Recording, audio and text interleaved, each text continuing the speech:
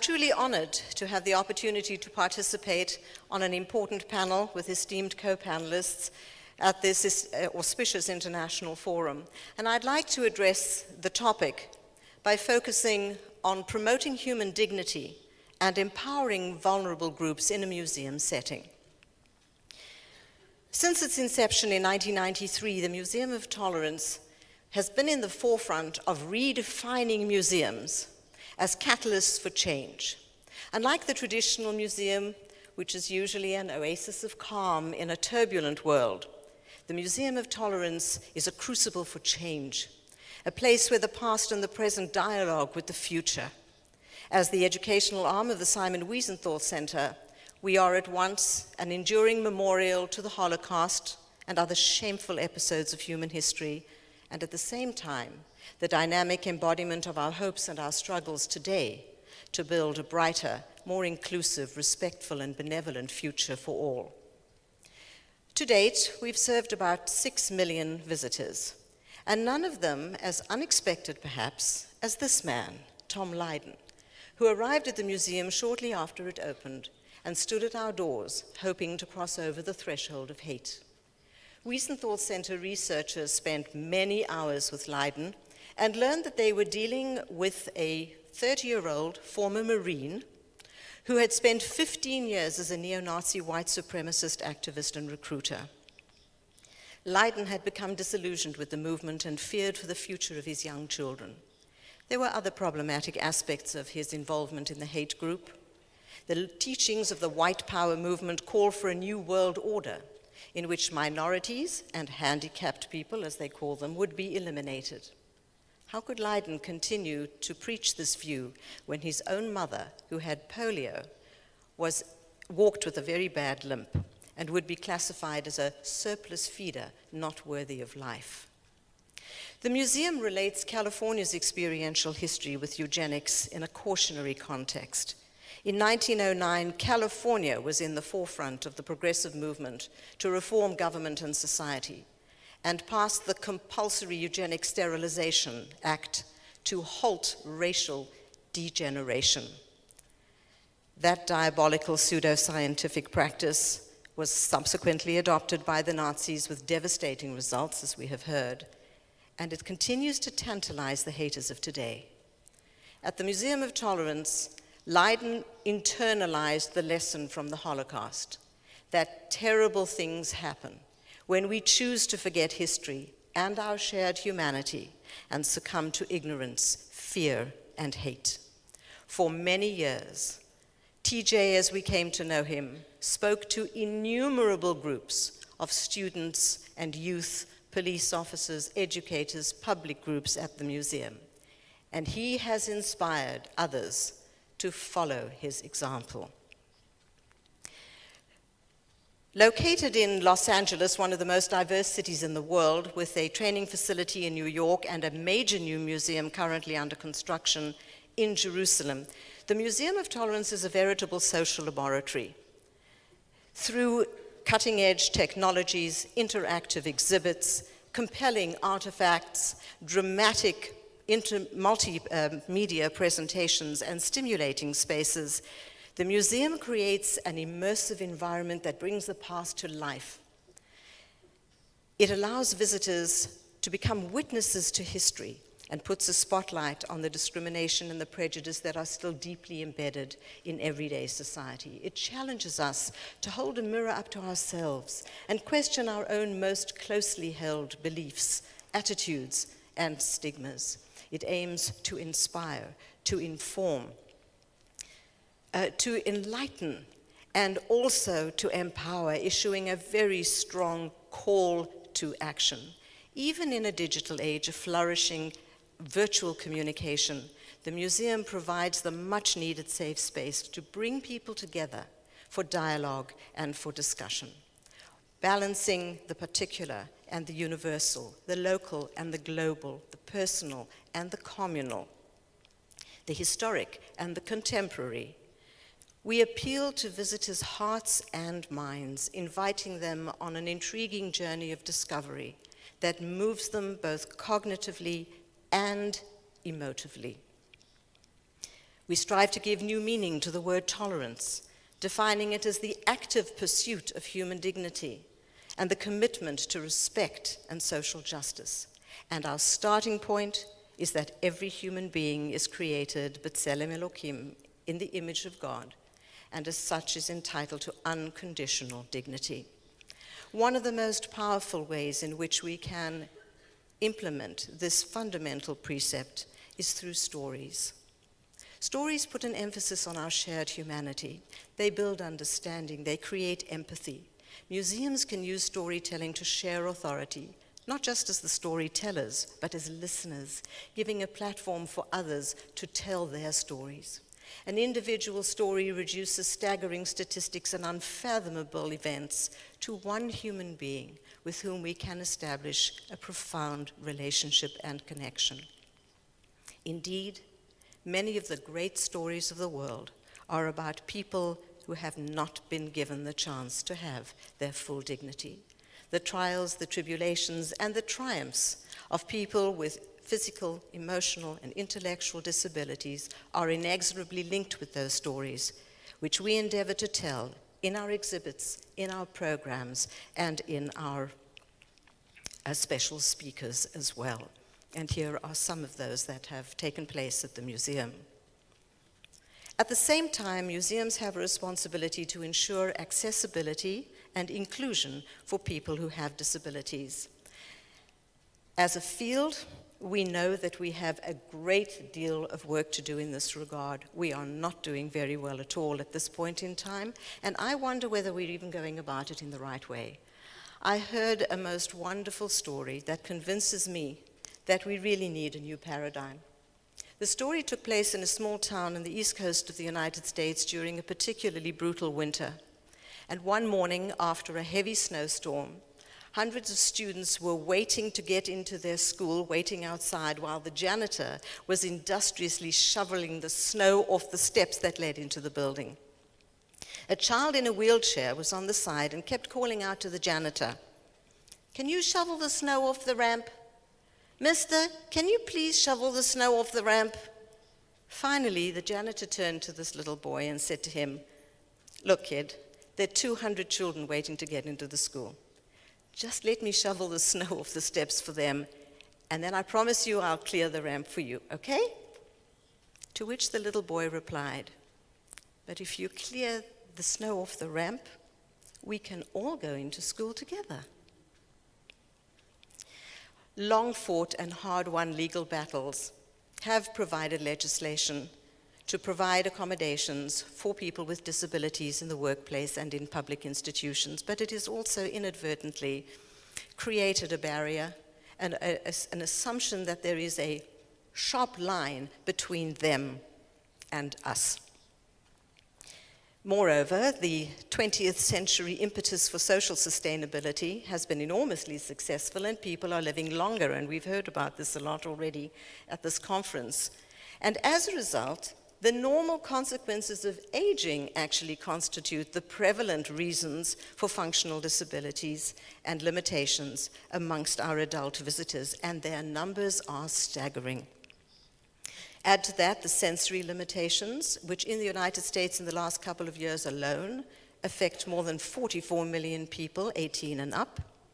With the tremendous advances in medicine and in neuroscience, the percentage of children identified with a disability has risen exponentially across all sectors of the population, and 80% of those disabilities are estimated to be based in the brain. The CDC estimates that 1 in 68 children in the United States can be identified on the autism disorder spectrum. That would make them one of the biggest minorities in the world. Now, there are lots of statistics, and this audience knows them all. But institutions in education and in culture and even in entertainment are starting to pay attention. In 2001, the World Health Organization redefined disability and noted that functional limitation is a universal experience. It equalized mental and physical reasons for this limitation, and also noted that the limitations become disabling based on the interactions with environments, So we can actually limit disabilities or minimize them by designing for inclusion.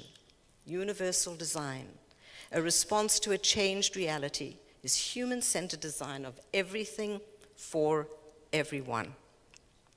There's one other thing that museums need to be in the forefront of changing, and that is the whole conversation. We need to be mindful of the words that we use and even ask ourselves different questions when trying to understand and embrace this expansive reality. Paul Gabriel, an educational consultant, points out that we replaced the word disorder for difficulty, then we preferred challenge, now we like vulnerability. Today, amidst the complex diversity we all share, perfection is impossible, mortality is assured, and we know that to be alive is to be vulnerable. I would like to take an opportunity now to share with you a couple of examples, recent examples in my own experience, that prove we are very fortunate to have in our midst many eminently qualified, competent, capable people who are only too eager and willing to help us, work with us, guide us, inform the process, and they are, of course, people with disabilities themselves. The bottom right is Benjamin Lewis, who is the head of ASL, American Sign Language Instruction at UCLA, and we were delighted when Ben came to us and suggested that he ask his ASL students, some of them deaf, like himself, others not, to translate portions of the museum into ASL on iPads that could be distributed to visitors who needed them. Now, we do give out text of the script of the exhibits, and if groups require, we'll be happy to bring in signers if they have advance notice, but for individuals who walk in or small groups who come unannounced, we know that the experience is less than optimal. Well, despite the fact that these students worked diligently on the project, Ben Lewis was not entirely satisfied, and he started the whole thing again, this time inviting a cohort of people who were deaf, only people who were deaf, and for whom ASL was their first language, invited them to experience the museum, and then record their interpretation, injecting their own perspicuous insights and sensitivities. This very diverse group admitted to us that many of them stay away from museums because they feel excluded, but they noted that they were deeply touched and felt that they could travel through the exhibit and connect with history in ways that they hadn't done before. I'd like to share an example of how this project is coming along.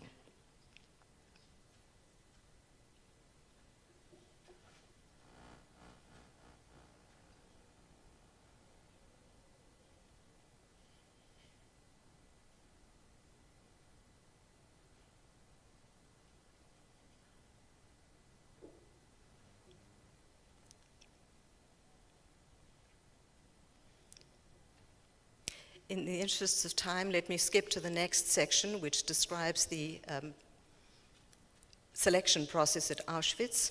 And just as that there are different protagonists who advance the narrative in the exhibit, so too this is reflected in the ASL interpretation.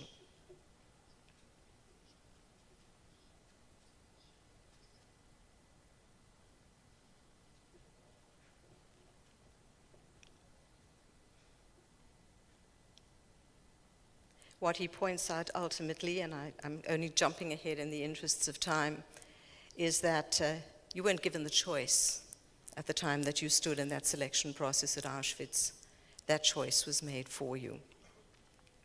We hope to introduce this ASL translation on iPads soon in the museum and expand it to translate other areas. Meanwhile, the tests of the prototype have been quite successful, and people are delighted to have an easy tool that still allows them to be totally immersed in the environment, but provides clear and unobtrusive visual clues to enjoy the experience. The second example is with my colleague, Beth Redmond Jones, who is the senior director of public programs at the San Diego Natural History Museum. You are looking at Beth to your right. She is a passionate advocate of bringing museums up to par to serve people with disabilities. For Beth, it's personal, because her daughter, Naomi, who's 19 years old, pictured here with her, an incredibly articulate, musical, intelligent young woman, was diagnosed 5 years ago as being on the autism spectrum. Beth is frustrated that everybody talks about disabilities from an outsider perspective. As a mother, she sees a certain version of her daughter's experience and its repercussions, but she wanted to give Naomi that powerful first-person voice, to tell museum professionals herself what it's like to visit a museum and how the sensory aspects of a museum affect her. So Beth interviewed Naomi, and with their permission, I'm proud to share some excerpts of that interview with you here. So when we used to live on the East Coast, we bought a membership to MoMA, because your dad loved going to MoMA all the time. Mm-hmm. But can you talk a little bit about why we bought that membership? Well, you get to go an hour early into the museum, which makes a huge difference because MoMA gets very busy, especially in their entrances. They get very crowded and things, even the galleries. But when you get to go an hour early, it's pretty much empty. And you can just go and walk around the museum before it gets very crowded and loud and overwhelming. So it makes such a huge difference. But at the end of that visit was a challenge for you. And can you talk a little bit about why? Well, at the end of the visit, everybody's there, because there's all kinds of tourists and just all kinds of people. And they're in this atrium, which has very low ceilings compared to most other museum atriums. And there's all these people, and I mean a lot of people. And that can be very, very overwhelming because that's a lot to process, from all the stuff that they're saying to just the sheer noise and everything that they're wearing, and all of that can be just a lot to process. It can be very overwhelming. And so we always used to do what before we would leave the galleries? We'd make a plan with how we're going to get through the atrium. Actually, you're having an opportunity to give advice to a lot of exhibits professionals. What are some of the things that you would recommend for someone who has sensory challenges? I think for someone who has sensory challenges, when you design a space, besides having spaces with lots of stimulus, you should have areas which are a little bit quieter, because lots of people with sensory issues just need, sometimes in this gallery, from going from one little more space with stimulation, it's nice to be able to have the next space be a little quieter.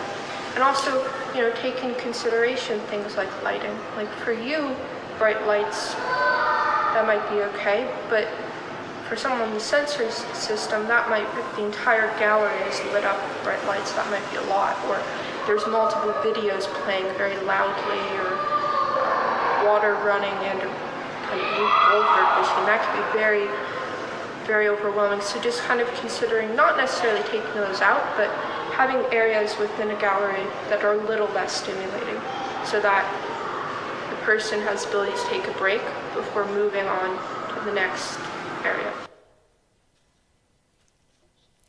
Naomi's honesty and candor help define the parameters of a truly inclusive environment in which each and every one of us, regardless of our age, ability, or aptitudes, can be ourselves and feel truly comfortable in our space. And by extension, we have to think about providing opportunities for working or volunteering or being otherwise involved in appropriate projects in a museum setting. We have a real privilege to be able to enable and ennoble others, regardless of their differences, to truly give of themselves and to empower them with the knowledge that they are appreciated for who they are and valued for what they give. An autistic lady by the name of Zosha Zaks once said, "We need all hands on deck to right the ship of humanity." As we sail into uncharted and uncertain future, we certainly need to harness all types of human intellect and ability in order to face the challenges that we must face as a society. Museums are in an unusual position. We host hundreds of millions of visitors every year. We are rated very highly in terms of trust as an educational institution. We are shared worlds, opportunities for encounters that have connectedness and meaning. And we have not only an opportunity but a responsibility to galvanize global communities of learners and innovators who believe that life in all its variety is our collective good fortune and a vehicle for richer experiences.